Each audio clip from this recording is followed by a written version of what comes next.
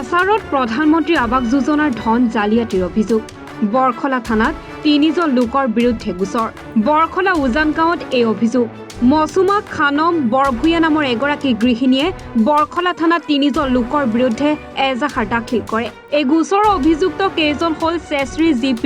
GP RS Poppy পাল জিপিৰ সদস্য সিদ্দিক ৰেহমান বৰভূঞা জিপিৰ সম্পাদক ফৰিজউদ্দিন লস্কৰ অভিযোগ মতে 2023-24 চনৰ প্ৰধানমন্ত্ৰী আৱাস যোজনাৰ পৰা তেওঁৰ স্বামী শামছুল হক বৰভূঞাৰ নামত এটা ঘৰ আবণ্টন দিয়া হৈছিল কিন্তু আজি পৰ্যন্ত তেওঁলোকৰ ঘৰটোৰ কোনো কাম হোৱা নাই অভিযোগ মতে তেওঁলোকৰ ঘৰৰ দুটা কিস্তিত ৩৫,৫০০ আৰু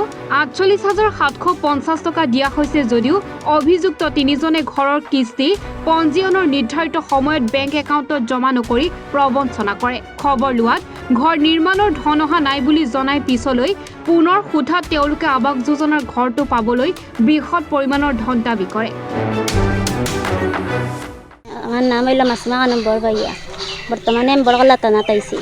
আমার স্বামীর নাম হইল শামসুল হক বরভাইয়া আমার স্বামীর নামে একটা ঘর আইছে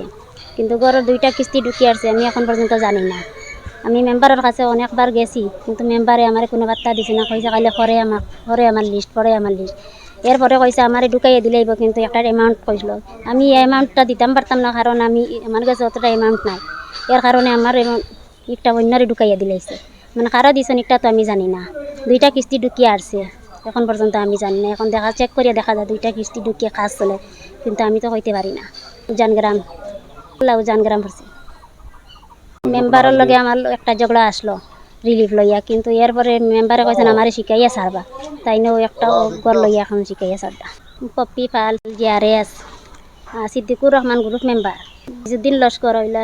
জিপি সেক্রেটারি তারার নাম বরখলা থানাত আইসি বরখলা থানার ওসি স্যারের কাছে আইয়া দিছি বিচার চাইছি তো ওসি স্যারে তো নিশ্চয় আমার বিচার করিয়া দিবা উচিত বিচার